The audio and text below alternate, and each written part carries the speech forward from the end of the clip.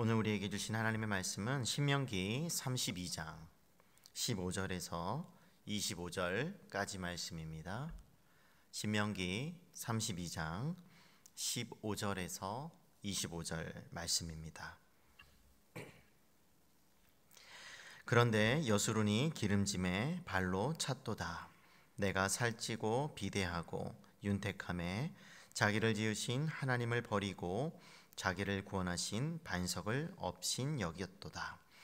그들이 다른 신으로 그의 질투를 일으키며 가증한 것으로 그의 진노를 격발하였도다. 그들은 하나님께 제사하지 아니하고 귀신들에게 하였으니 곧 그들이 알지 못하던 신들, 근래에 들어온 새로운 신들, 너희의 조상들이 두려워하지 아니하던 것들이로다. 너를 낳은 반석을 내가 상관하지 아니하고 너를 내신 하나님을 내가 잊었도다. 그러므로 여호와께서 보시고 미워하셨으니 그 자녀가 그를 경노하게 한 까닭이로다. 그가 말씀하시기를 내가 내 얼굴을 그들에게서 숨겨 그들의 종말이 어떠함을 보리니 그들은 심히 패역한 세대요 진실이 없는 자녀임이로다.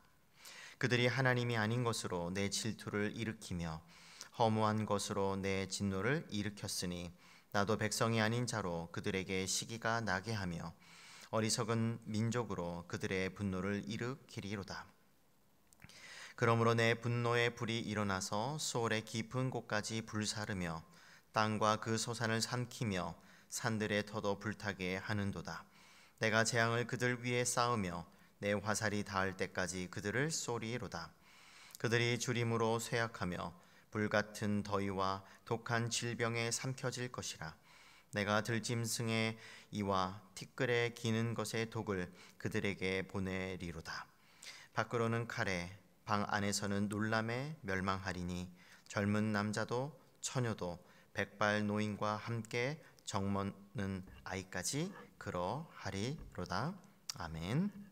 있을 때 잘해라는 그런 노래가 있습니다. 그러면 하나님의 백성은 어떤 사람일까요? 있을 때도 잘하는 이들이라고 부를 수가 있을 것입니다. 신명기를 통해서 가나안 입성을 앞두고 있는 상황 가운데 하나님께서는 모세를 통해서 하나님께서 주신 복을 잘 누리면서도 하나님을 잘 섬기는 신앙을 원하신다는 뜻을 다시 한번 우리들에게 알려주시는데요. 신명기를 마감하는 그러면 모세의 노래 가운데 장차 이스라엘의 미래를 어떻게 노래하고 있을까요? 무엇보다 복을 누리면서 오늘 말씀을 통해서 보게 되면 하나님을 버린다고 노래하고 있습니다. 다시 한번 하나님께서 주신 축복을 누리면서도 하나님을 버린다고 노래하고 있습니다. 15절을 우리 다시 한번 읽어볼까요? 시작. 그런데 여수론이 기름짐에 발로 찼도다. 내가 살찌고 비대하고 윤택함에 자기를 지으신 하나님을 버리고 자기를 구원하신 반석을 업신 여겼도다. 여수론이 기름짐에 어떻게 했다고요? 발로 찼다.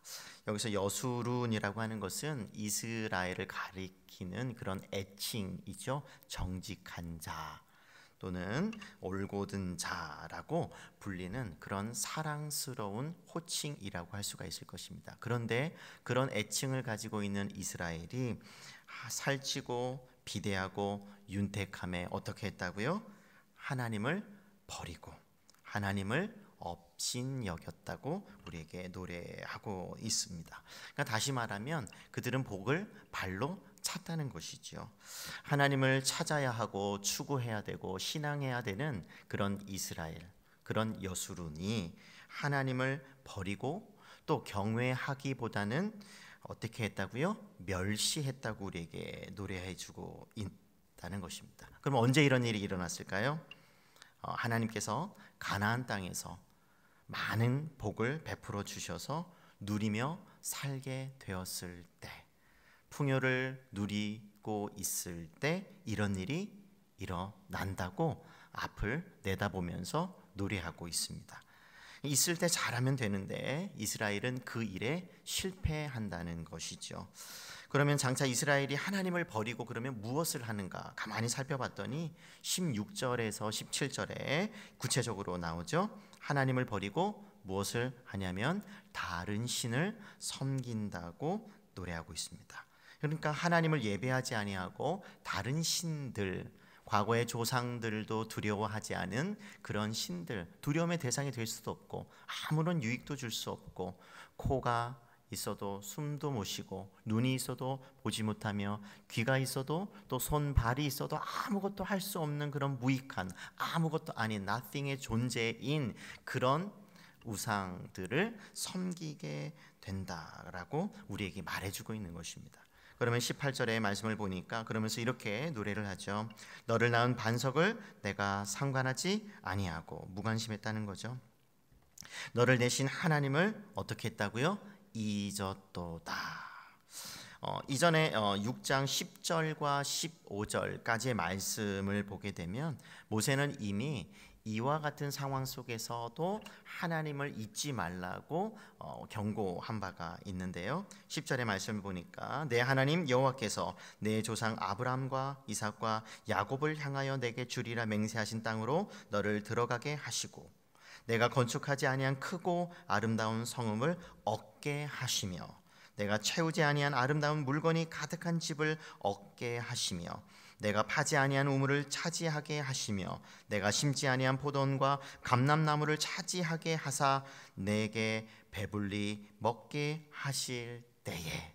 그러니까 하나님께서 다 하게 해주셔서, 누리게 해주셔서 배가 불러서 그와 같은 풍요를 부를 누리고 있을 때에 어떻게 하지 말라고 말하냐면 12절에 너는 조심하여 너를 애굽 땅 종되었던 집에서 인도하여 내신 여호와를 잊지 말고. 축복의 근원이죠. 하나님, 그 복의 근원이 되시는 그 하나님을 잊지 말라고 6장에서 또 이어서 나중에 8장에서도 다시 한번 언급하게 됩니다. 그러면서 내 하나님 여호와를 경외하며 그를 섬기며 그의 이름으로 맹세할 것이라. 결국 복을 주신 하나님을 잊는다는 것은, 또 다른 신들을 섬긴다는 것은 복을 차는 행위이며 더 나아가서 멸망의 일이라고 19절 이하야, 오늘 우리가 읽은 그 19절 이하 25절까지의 말씀을 보게 되면 아주 자세히 나오게 되는데요. 23절에 보게 되면 내가 재앙을 그들 위에 쌓으며 내 화살이 닿을 때까지 그들을 쏘리로다. 그러니까 하나님을 잊고 그 복의 근원이 되시는 하나님을 발로 차고 다른 신을 섬기는 그와 같은 일은 결국 멸망의 지름길이라고 하는 것을 우리에게 알려주시는 것이죠. 잠언에 보게 되면 아굴의 기도가 있습니다. 아굴이 하나님께 이렇게 구하는데요. 30장 7절과 9절에서 7절부터 이렇게 구합니다. 내가 두 가지 일을 주께 구하였사오니 내가 죽기 전에 내게 거절하지 마시옵소서. 곧 헛된 것과 거짓말을 내게서 멀리 하옵시며 나를 가난하게도 마옵시고 부하게도 마옵시고 오직 필요한 양식으로 나를 먹이시옵소서. 혹 내가 배불러서 하나님을 모른다. 여호와가 누구냐 할까 하오며 라고 하는 거죠. 그러니까 이 이스라엘의 역사, 과거의 역사를 잘 알고 있었던 이 아굴은 그렇게 기도하는 거죠. 하나님 제가 배가 불러서 혹시 하나님을 모른다고 또 버릴까 두렵습니다. 그러니 저를 어떻게 하지 말라고요? 배부르게 하지 말고. 오늘 이런 기도는 우리는 잘 하지 않습니다. 하나님 어떻게 해서든 주시옵소서. 주시면 잘할 수 있습니다 라고 하는 그런 자신감을 가지고 때로는 우리는 구하지만, 아굴은 한 단계 더 나아가서 부하게도 하지 마시고 또 배부르게도 하지 마시고 어떻게도 가난하게도 하지 말아달라고. 왜냐하면 가난하게 되면 또 어떻게 됩니까? 내가 가난하여 도둑질하고 내 하나님의 이름을 욕되게 할까 두려워함이니이다. 이 정직한 기도이죠. 인간의 그런 연약함, 우리의 욕망과 함께 우리의 약함을 잘 알고 있는 그런 겸손한 자가 드릴 수 있는 그런 종류의 기도라고 할 수가 있을 것입니다. 이렇게 기도한 이유가 무엇이겠습니까? 그만큼 배가 불렀을 때, 우리가 풍요를 조금이라도 만족하며 누릴 때 하나님을 떠날 수 있는 또 다른 의미의 그런 조건이 된다는 것을, 그만큼 강한 유혹이 된다고 하는 것을 우리에게 알려주는 것이고, 그것을 잘 알았기 때문인 것이죠. 그래서 오늘날도 보게 되면 우리의 신앙을 변질시키는 다양한 요인들이 우리가 알게 모르게 우리 주변에 많이 있습니다. 그러나 그것이 무엇이든지 간에 하나님을 떠나게 하고 우리의 마음을 흔들어서 하나님을 잊게 만든다는 것을 우리는 다시 한번 생각해 볼 필요가 있는 것이죠. 예를 들면 물질주의 같은 것들이라고 할 수가 있을 것입니다. 어떤 분이 이렇게 기록했습니다. 물질주의의 가장 비극적인 결과는 풍요에 빠져 더 이상 하나님을 필요로 하지 않았다는 것이다. 물질에 대한 관심은 더 큰 가치를 지닌 것들을 추방해 버렸다. 너무나 많은 사람들이 물질적으로는 충만하지만 영적으로는 텅 비어 있다. 그래서 우리가 있는 것에, 그리고 우리가 가지고 있는 것을 누리면서도 우리가 하나님께 잘할 수 있는 것, 그것을 하나님께서는 우리들에게 요청한다는 것이, 우리가 있을 때도, 가지고 있는 것이 어느 정도 있을 때도 하나님께서 우리가 신앙생활을 잘 하기를 원하신다고 하는 것이죠. 이스라엘의 역사가 그것을 우리에게 가르쳐 주는 것입니다. 그런 점에서 우리가 어떤 것을 누리고 있을 때 그것을 잘 가지고 또 그것을 잘 사용할 수 있는 그런 신앙생활을 해야 할 것입니다. 알게 모르게 하나님 우리에게 누릴 수 있는 많은 것을 주셨습니다. 우리를 사랑하시어 독생자 예수님을 주셨고 그분을 믿음으로 죄 용서함을 받아 구원을 얻는 은혜를 베풀어 주셨습니다. 또 하나님의 자녀가 되는 권세를 주셨을 뿐만 아니라 하늘의 영적인 복들을 우리에게 계속해서 부어주고 계십니다. 더 나아가 교회의 일꾼으로 세워주셔서 사명과 함께 그 사명을 감당할 수 있는 지혜와 능력도 주셨죠.